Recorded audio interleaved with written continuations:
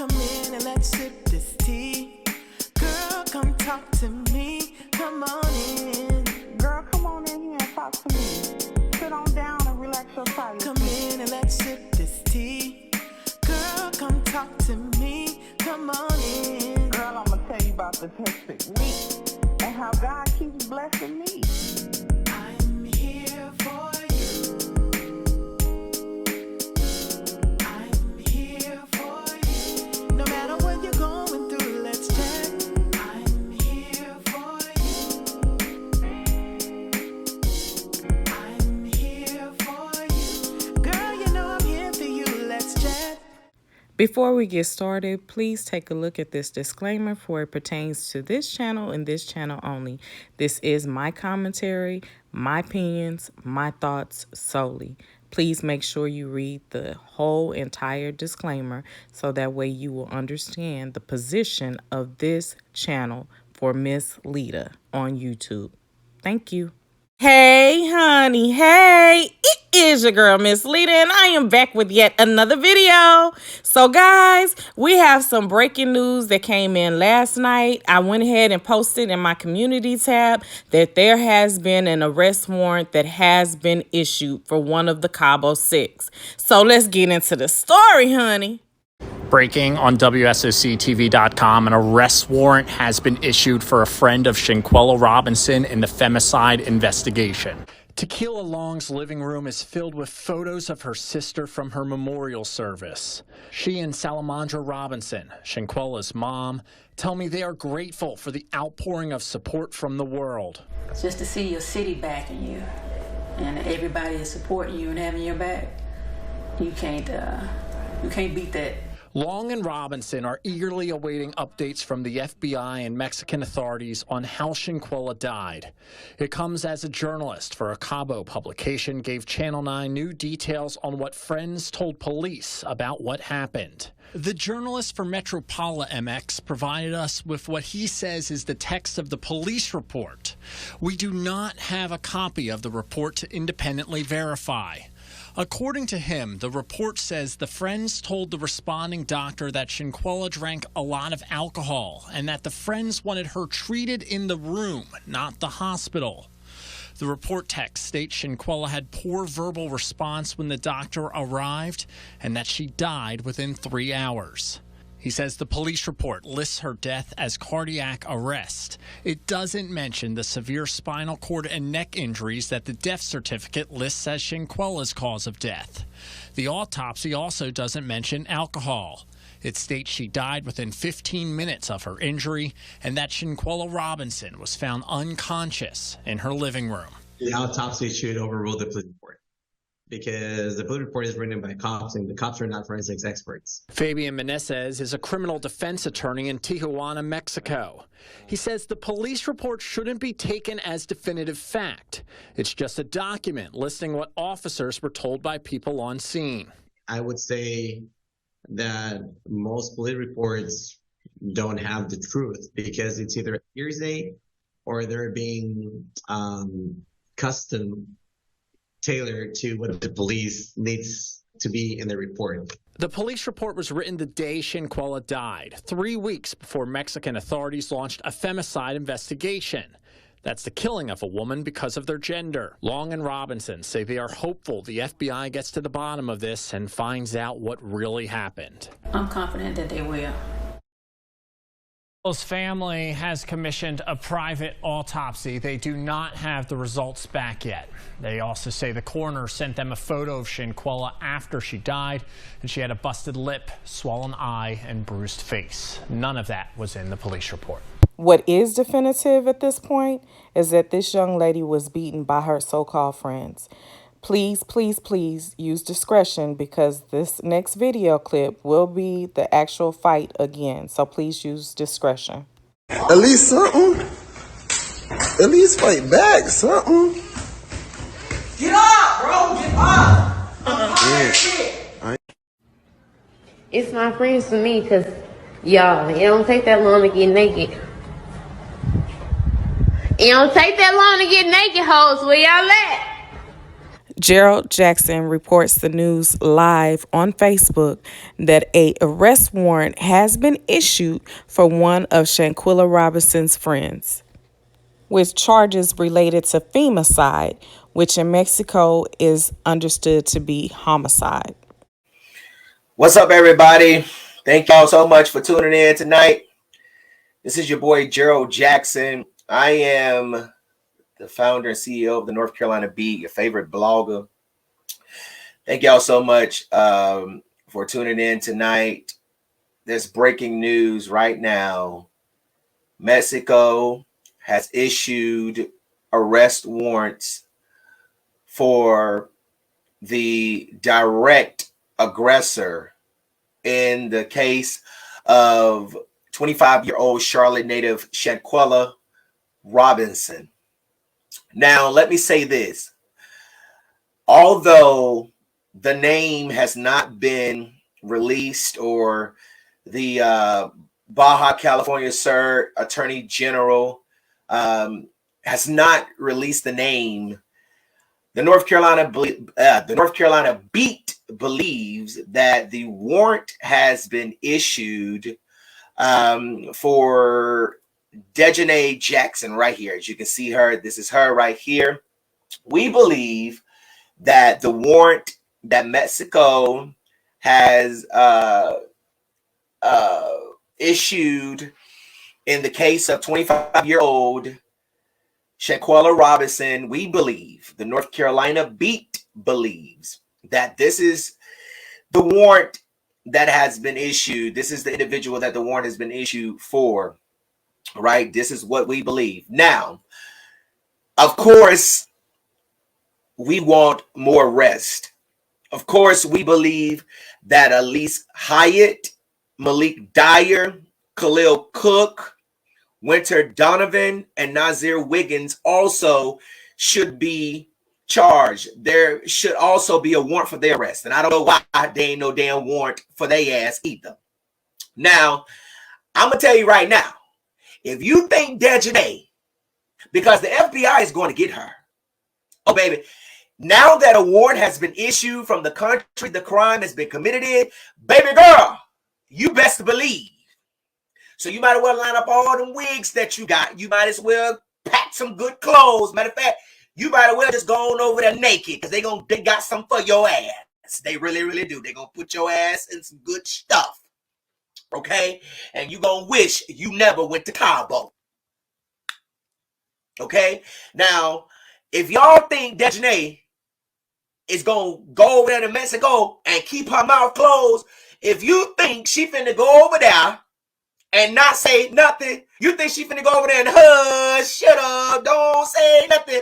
If you think that's what she about to do, you have another thing coming. She about to tell it all, just like Nazia got online, trying to dry snitch, everybody that was there.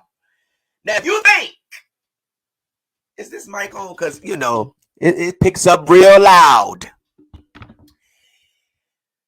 So this right here, to all the people that was over there in that hotel room, in that Airbnb, in that villa with Shanquella, if your ass think this a game, we hope that this warrant show you this ain't no game, baby. The games are over. It's over. It's over. The games come to an end. It's over.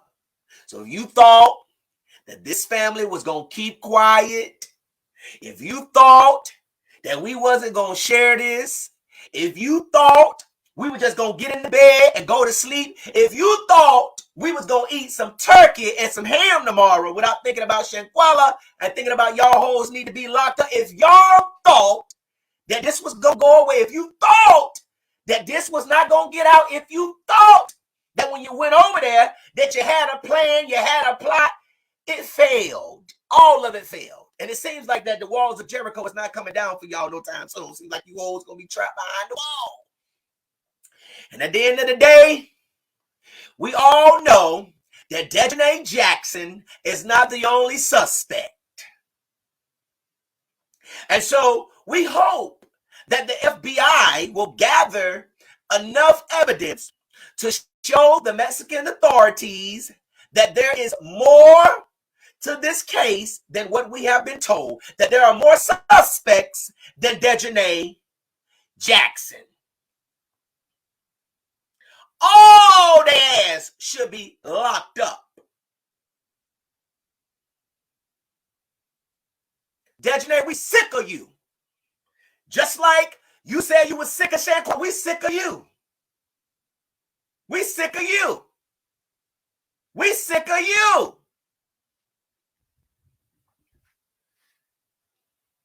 So,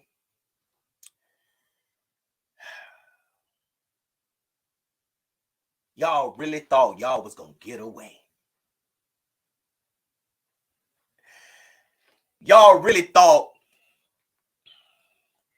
you was going to be able to keep this on the wraps. You thought, didn't you? You thought, didn't you? Now, y'all know it wouldn't be Miss Leda if I didn't have some questions. And baby, do I have questions, okay? How could the police give a timeline with definitive times if there was no one there to write down exactly when the doctor did arrive, when the doctor actually did something, what time the doctor performed CPR? How is it possible that all of this information is made readily available to the police to give a timeline and no medical report from the attending doctor has been issued? Why would a doctor allow someone she doesn't know is CPR certified to assist her in administering any type of CPR? It could cause more harm than it could good. Where is Nazir Wiggins' certification card to show that he is CPR certified? How is it that someone who is CPR certified cannot explain how you administer CPR to an individual? Nazir Wiggins continues to try to act like he was not there at the time of this young lady's death. However, his plane ticket shows that he arrived in Mexico at 12:19. So let's say it took him 20 minutes to get off the plane, 20 minutes to get a bag, which I believe he had a carry-on bag, so he wouldn't have had to go to baggage claim. And it's 39 minutes to actually get there. That would put him arriving around maybe 1:30ish. So how is it that Niger keeps saying that he wasn't there? If he arrived around 1:30ish and Shanquella was pronounced dead at 3, he had ample time to be there and see what transpired. After all, he has made it abundantly clear that he was there and he was performing CPR. So he was there during this time frame because the young lady died within 15 minutes of her injuries. You can't get around the facts, bruh. In all, we should have 4 detailed reports, being 1, the medical examiner's report, 2, the attending doctor's report, 3, the police report, 4, the private medical examiner's report. All 4 of those should be very detailed reports that coincide with one another. So my question is, where is this attending doctor's report? Where is this detailed, itemized report in regards to every effort that this doctor took to save this young lady's life? Why is it that this doctor would not stop anything in regards to efforts to save this young lady's life after being told no, that she could not be taken to a hospital? Not once, but twice. In the U.S., anytime you refuse to do what the doctor says, all services are ceased at that point because you are not trying to take cognitive measures to secure your life based upon what this attending physician has said. What doctor do any of you know that would perform CPR or try to resuscitate a person for 3 hours without being taken to a medical facility to administer tests to see exactly what is wrong? What attending doctor would allow someone from a different state, a different country, to allow them to perform CPR alongside them without them being certified in Mexico to do CPR measures? What doctor? Y'all please answer these questions for me, because sister over here talking about, I'm sorry, I forgot another report. Where's the toxicology report that says exactly what all was in this young lady's system at the time of her death? They did say that the doctor administered medication. What type of medication was administered? Where are the detailed reports from this doctor? Where's the toxicology report to say what was inside of this young lady's system at the time of death? Along with the police report should have been the 6 statements from each individual so-called friend that itemize in great detail what transpired during this altercation, during the time of death.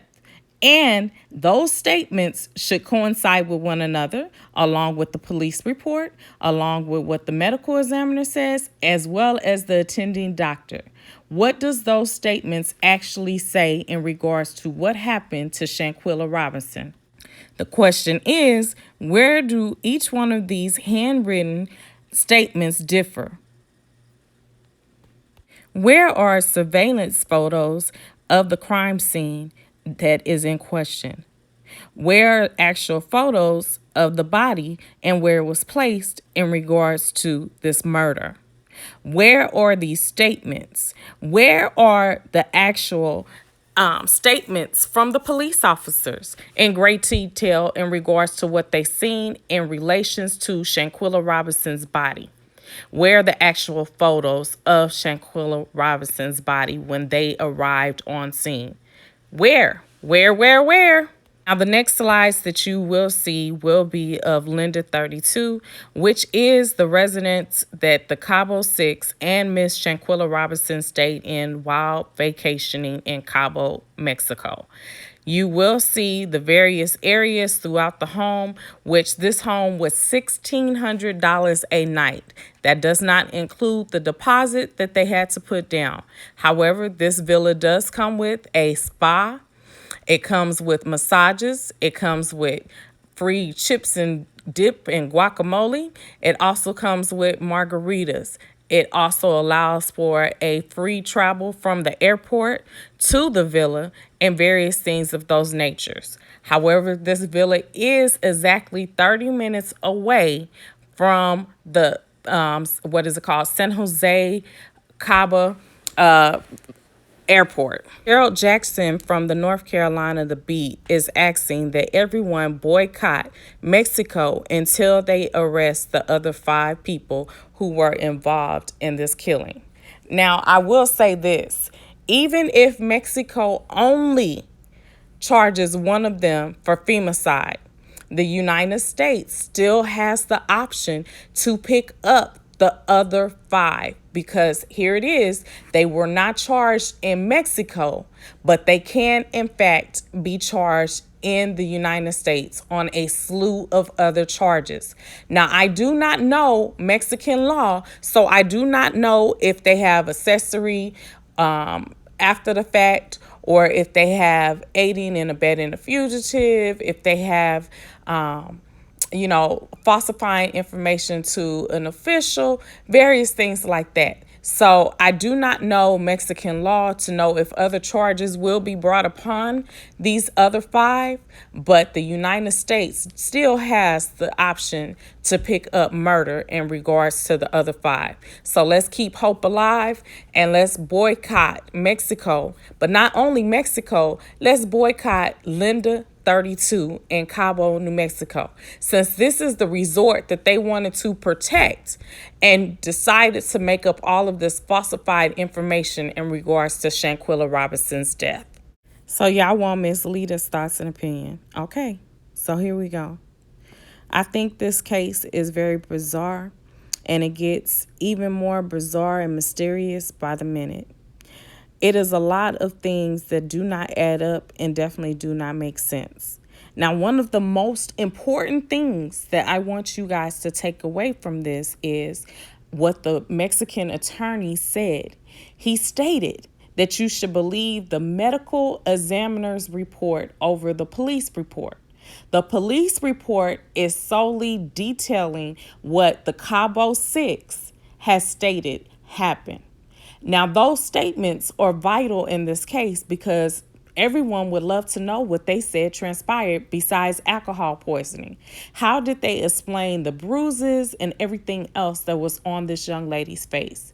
How did they explain the decapitation of her head? I would love to know how they explained all of this. And why were they allowed to travel back to the United States without a further investigation going on in relations to the death of this young lady? Then I would love to know if, in fact, this doctor was the attending doctor. It was no nurse. It was a doctor. The doctor's name was Beatriz Gutierrez. Okay? Now, in relations to this investigation, 4 other people are being investigated. The doctor is being investigated because they're still trying to figure out if this was, in fact, the attending doctor that came to the house, or if a doctor actually did, in fact, come to the home, because the medical examiner said that this young lady died at 3:00 p.m. If that is, in fact, the case, which the attorney has said, let's believe the medical examiner's report, there's no way a doctor would have been there at 3:13 because this young lady was already deceased. So everything that they said that occurred from 2:13 all the way into 5:67 p.m. is a bold-faced lie. Now, did a maid find her? I have no idea. Those are questions that we definitely need to get answered. But this case gets more and more bizarre by the moment. Now, is it fair that only one person has an arrest at this time? No. But please be patient and wait, because others will start issuing out warrants. Because baby Dejanay is going to start singing like a canary. She ain't going to be the only one who over there in a Mexican prison. Trust and believe. Because that is the harshest place to be in prison. And that is the rest of this child's life. So I hope that she ready for all that she is going to get. This is the kind of things that you did, and these are the consequences for your actions. Something could have been done. Something could have been altered in regards to what transpired on this trip.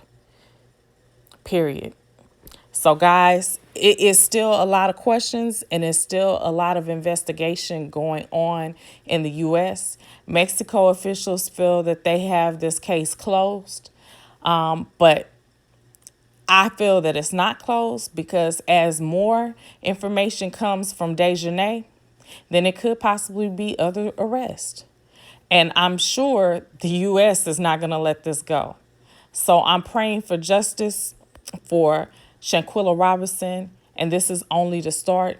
But y'all, please do not let your efforts go in vain. Until next time, I am your girl, Miss Leda. I'm opinionated, I'm unbothered, and I am unapologetically me. Well, guys, that is the end of this video. Until next time, I'm saying bye, honey, bye. Please make sure to like, share, and subscribe this video. And also, like I said, subscribe to this channel. As always, thank you for watching. You have a blessed and wonderful day. Come in and let's sip this tea. Girl, come talk to me. Come on in. Girl, come on in here and talk to me. Sit on down and relax your tired feet. Come in and let's sip this tea. Girl, come talk to me.